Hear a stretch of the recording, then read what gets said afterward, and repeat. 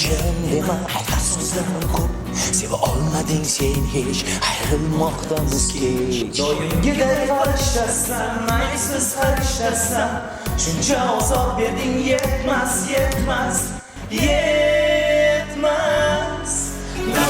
Aygirni sen mendan ustun qo'yding ketmoqdasan sen indamay. Birinchi o'rinda baribir yurtimiz tinch, ota-onamiz, yaqinlarimiz baxtimizga sog' bo'lsa, har doim nima deydi, boshqa o'zimiz qanaqa tilaklarimiz bo'lishidan qat'iy nazar oltin baliqda o'zi ham kerak bo'lmaydi.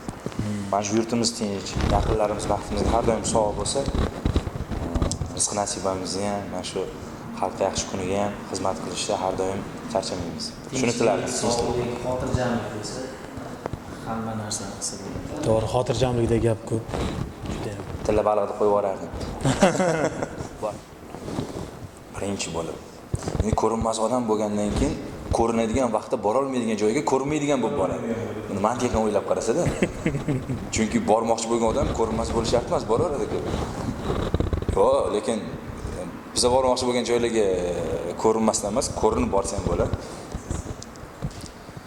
Endi xohlasangiz, xohlamasangiz baribir ijodkor, baribir san'atkor qaysi tomonlama o'zini yurish turishi, masalan, kiyinish madaniyati, so'zlashish madaniyati, atrofdagilar bilan bo'layotgan munosabati, shunga qarab baribir har bir ijodkor, har bir madaniyat xodimi ajralib turish kerak.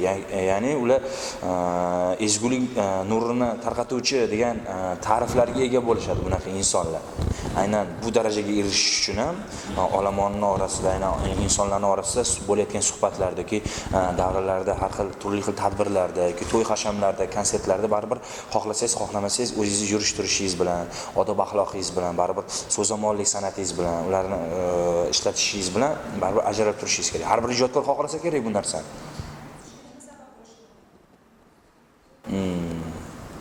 Xiyonat. Ishonchsiz. Aygirni sen mendan ustun qo'yding ketmoqdasan sen indamay. Yo sevgimni sen do'stlikka yo'yding, yo ayt xafa qildimmi o'ylamay. Bevafo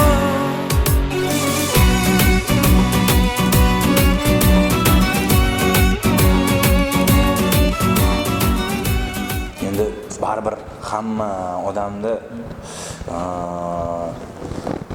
qanaqadir bir yomon bir holat uni oldidagi qo'ygan maqsadlarga erishish uchun qanaqadir bir yomon holat ham unga qanaqadir kuch bag'ishlaydi. Masalan, aynan o'zimni o'sha kollejdagi bo'lgan Samarqand san'at kollejida o'qigan vaqtimda Burxon Islomov degan domlam bor, hozir ham hayotlik, shu hozir 80 yoshga kirdilarmi yo'q. Shu kirganlardan har doim urishardilar, meni har doim o'ta yomon ko'radilar-da, o'zlarini nima deydi, yaxshi ko'rgan talabalar bo'lardi. Har doim namuna qilib ular o'qishni bilmasa ham yomonlardilar-da. Keyin o'sha kichiga anaqa qilib, hali shoshmay turing deb shu o'qib kelib, o'sha o'qimagan kitoblarni o'qib, savol javob qilib, bir-birimizni yengishga harakat qilardik. Endi men o'sha paytda 15-16 yoshdagi bola, o'sha endi 74 gami kirgandilar u payt. Mana oradan 6 yil o'tdi. O'sha insonga hozirgacha rahmat deyman. Agar o'sha inson o'sha vaqtda shu ishni qilmagan edi, balki nima deydi, bo'lmasmidi ko'p narsa. Endi baribir hamma insonning o'zida bo'ladi-yu baribir. Tilagimiz ijodiylarga omad. Doim sizlarning saytni muxlislari ko'payursin, bizga o'xshagan san'atkorlar o'zini ijodlari bilan shu muxlislar bilan bog'lanib, doim nima deydi, muxlislar bilan san'atkorlarni bog'lab turadigan narsa bu sizlarning saytinglar. Shuning uchun doimo ishinglarga omad tilab qolamiz. Sayt ijodkorlariga omad tilaymiz. Ilohim mana shu saytda umr uzoq bo'lsin.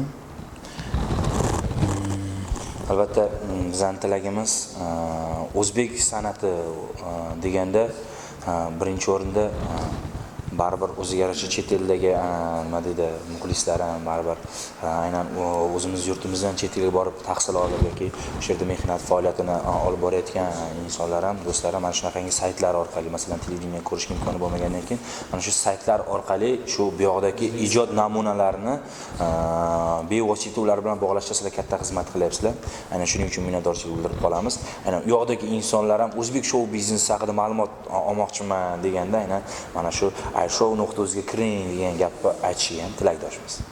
San'atkorlar nima bilan band hozirgi kunda? Qanaqa ijro qilyapti? Baribir shunaqa internet saytlari bo'lmasa qiyin tomoshabinlarga yetkazish. Hozir ko'pchilik hozirgi kunda televizor ko'rish ancha ko'pchilikda ko'p vaqt talab qilyapti va eng muhimi shu mana shu saytlar orqali ijod namunalarini xalqqa yetkazishda charchamayotgan saytchilarga har doim omad tilaymiz. Taqdir boshimga soldi og'ir bir savdo, ayladi ravo azobli alamlarda meni qiynama yagonam. Ikki ko'zimga tor ko'rinar dunyo, yolg'izman go'yo dardimga malham bo'l jonim, yonimda bo'larkan nega dunyo bir yo'q. Seni deb uradi